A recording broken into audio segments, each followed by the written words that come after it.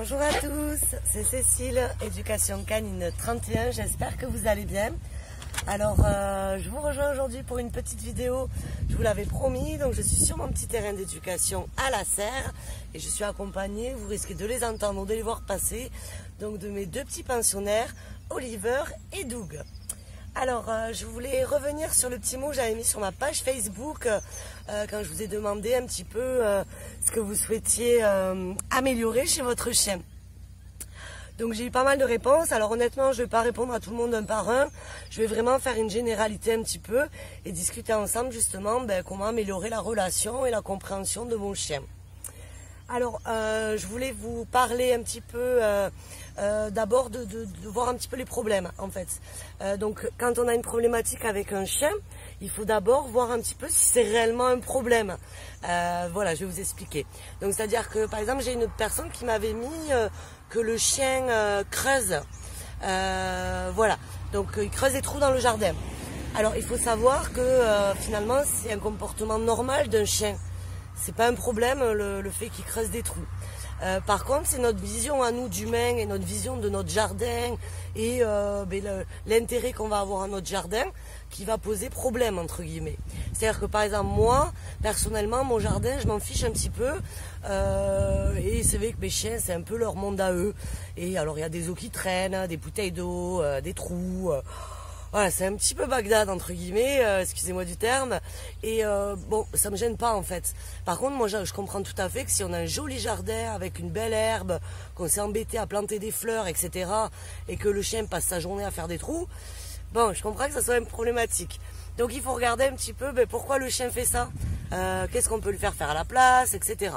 Voilà, donc en réalité, attention, c'est plus une problématique d'une vision du jardin en fait, de l'humain. Un chien qui creuse des trous, c'est pas un problème, c'est complètement normal. Voilà. Voilà un petit peu pourquoi je vous disais que tous les problèmes ne sont pas forcément un problème. Le chiot qui va mâchouiller ce qui traîne ou des bouts de bois, manger du caca de cheval, de chat, etc. En fait, c'est normal. Donc, faut pas se prendre la tête avec ça.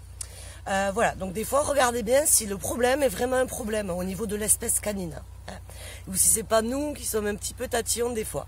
Ensuite, regardez aussi un petit peu comment on interprète les comportements.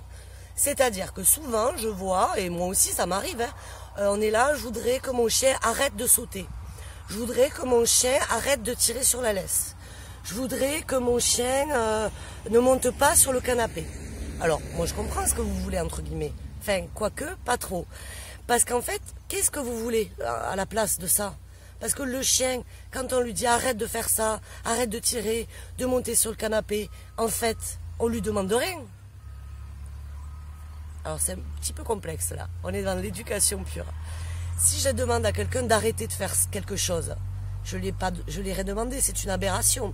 C'est-à-dire que si je vous dis surtout, ne pensez pas à une girafe ou ne regardez pas l'obstacle que je vous montre avec le doigt, trop tard en fait, vous l'avez fait. Et c'est tout à fait normal parce que notre cerveau d'humain, ou le cerveau tout court, a du mal à comprendre la négation. C'est-à-dire que quand je dis par exemple, aujourd'hui j'ai rien fait, ça en fait c'est pas vrai, j'ai fait des choses. Soit je suis restée assise sur un canapé à regarder la télé, soit j'ai fait un gâteau, j'ai mangé, j'ai bu, j'ai pas absolument rien fait, ce n'est pas possible en fait. Donc à partir de ce moment-là, qu'on comprend un petit peu que la négation pour le cerveau humain est incompréhensible, c'est-à-dire quand je vais m'égosiller avec mon petit toutou, on parlait de trous, regardez, l'exemple type, Oliver qui fait des trous. Alors je fais quoi? Je le gronde, c'est de l'humour hein, bien sûr, hein. Mais le chien je vais le laisser faire en fait, il s'éclate là. Puis on ne sait jamais, il va peut-être me trouver un truc ou arriver en Chine. Voilà, donc attention à la négation, c'est vrai que souvent elle est pas compréhensible. Donc moi ce que je veux juste vous expliquer par là, c'est en fait demander quelque chose à votre chien. Qu'est-ce que vous voulez en réalité? Quand votre chien ne monte pas si vous voulez que votre chien ne monte pas sur le canapé, où voulez-vous qu'il aille à la place? Dans son panier, je sais pas moi, sur un fauteuil adéquat.